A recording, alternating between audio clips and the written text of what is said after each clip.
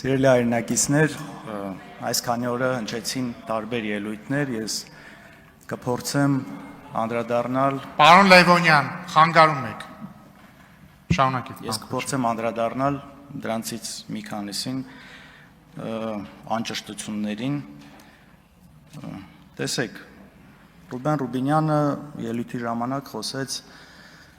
երբ որ ինքը 18 տարեկան էր, կարծես իմ այս անարդարությունների, ապօրինությունների դեմ պատասխանի հետ կապված, հիշեց իր հոր դեպքը, երբ որ նա 18 տարեկանը չկարողացավ նշել հոր հետ։ Ես ինքս փորձեցի նայել այդ դեպքը իրականում մարտի 3-ից մինչև, եթե չեմ սխալվում, մայիսի 13-ը ձեր հայրը գտնվել է անազատության մեջ ու մայիսի 13-ին դատախազությունը ինքն է հետ վերցրել, հետո հետագայում ենթադրում գործը կարճվել է։ Մի հարց ինձ հետաքրքիր է, բաց աղբյուրներում չկարողացա գտնել։ Դուք կարող եք իմանալ ով էր դատավորը, ով կալանք տվել է։ Չեք հիշում։ Հետաքրքիր է ուղղակի, եթե ճշտեք, խնդրում եմ հետո ասեք, էլի, ինձ իսկապես հետաքրքիր է։ Կփորձեմ։ Լավ, շարունակենք։ Գիտեք,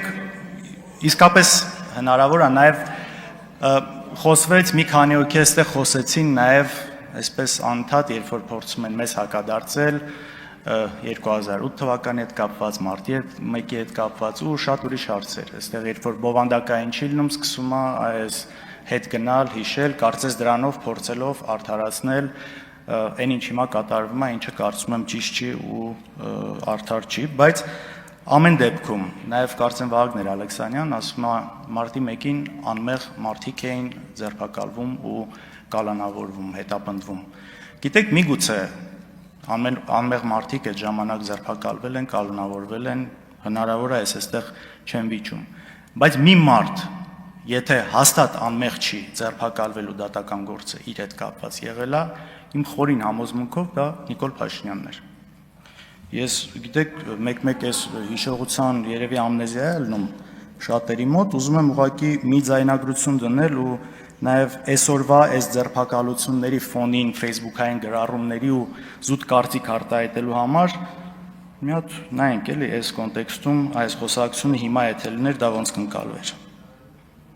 Ես ձեզ յուրաքանչյուրին կոչ եմ անում ունենալ ձեռքին ինչ-որ բան ինքնապաշտպանությունը կազմակերպելու համար։ Կլինի փայտ, կլինի քար, չգիտեմ ինչ։ Այո! Չեք պատկերացնի հոգիս ոնց էր փառավորվել, երբ որ իմացա, որ ոստիկանների ձեռից վահաններ ու մահակներ եք։ Լիքը հարավոր! Ասել եք մներ։ Հավաքում ենք ինչքան հնարավոր է շատ մարդ։ Հիմա ոչինչ սուրհանդակ ուղարկեք, հեռագիր ուղարկեք, ցիտիկ ուղարկեք, մարդկանց հավաքեք այստեղ։ Մի խոսքով, այստեղ շարունակությունը շատ ավելի հետաքրքիր բաներ էլ կա։ Հաջան, եղել է մարտի 1-ին, առավոտը մինչև որևէ զոհ լինելը։ Լավ։ Եվ շարունակեմ, այս հնարավոր է, ժողովուրդ, հնարավոր է, իրականում այս ժամանակ, երբ որ ձեր վարչապետը այս հայտարարությունները անում էր, քարեր վերցրեք, բարիկադներ սարքեք, պաշտպանություն ստեղծեք, հիշացնեմ, չի եղել ոչ մի զոհ։ Ու նաև ուզում եմ հիշացնել, առաջին զոհը եղել է ոստիկան ու ընդհանուր 190-ից ավել ոստիկան է այդ օրը տարբեր մարմնական վնասվածքներ ստացել, այրվածքներ, տարբեր բեկորային վնասվածքներ ու քաղաքացիական անձ 32 հոգի։ Ես շատ ցավում եմ այդ օրվա իրադարձությունների համար, բոլոր զոհերի համար, բայց երբ որ այստեղ գալիս եք դրանից խոսում եք, խնդրում եմ նաև արդարությունը փորձեք պահել։ Ու այսօրվա ֆոնին նորից կրկնեմ, այն ինչ կատարվում է, այն ինչի համար մարդկանց ձերբակալում են, ուղղակի սարուձորեն այս ամեն ինչի հետ, այն ինչ որ այս մարդը ասել է։ Մի հատ կարող ենք հիշել տարբեր քրեական գործեր, ինչի համար են մարդիկ ձերբակալվել։ Ու նաև անդրադառնամ մի քանի ուրիշ հարցի։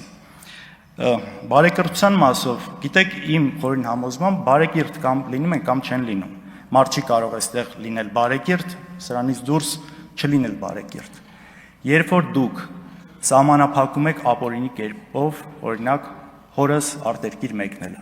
դրանից հետո որոշ հենց միանգամից դա տեսախցիկը նկարած ԱԱՑ-ի տեսախցիկի նկարածը հայտնվում է րոպեների ընթացքում, իսկապես րոպեների ընթացքում իշխանական մամուլում սա հայտնվում է, ու սրա շուրջ ինչ որ մարդիկ, որ նաև այսօր այստեղ են գտնվում, սկսում են ամենալկտի ձևով գրառումներ անել։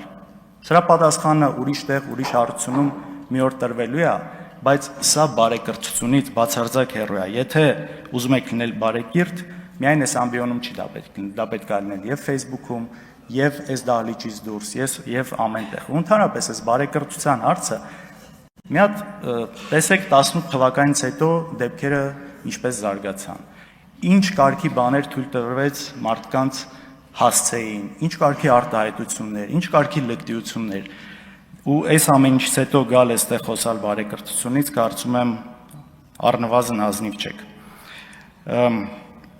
Ալխազ Ղազարեն օրինակ ասում է,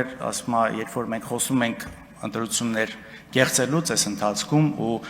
ամեն այսպես ցցում բանը իհարկե Բարգավաճ Հայաստանի մանդատները կոնկրետ գողանալն է եղել, ասում է, լավ ժողովուրդ, ասում է, մեզ մեղադրում եք, որ ընտրություն ենք կեղծել, բայց 49% ենք տարել, նաև ասում եք 50-ից ավել չենք տարել։ Եթե կեղծող ենք, ասում է, մի քիչ էլ ավել կկեղծեինք, էլի 50 կլինենք։ Դուք Հայաստանի 30 տարվա գրեթե բոլոր ընտրությունները համարում եք կեղծված, եթե չեմ սխալվում։ Օրինակ 2003 թվականին հայրս ընտրություններին տարել էր 49% ձայն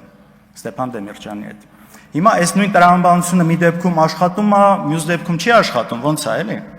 Կարելի է չէ նույն բանը ասել։ Էդուարդ Աղաջանյան, դուք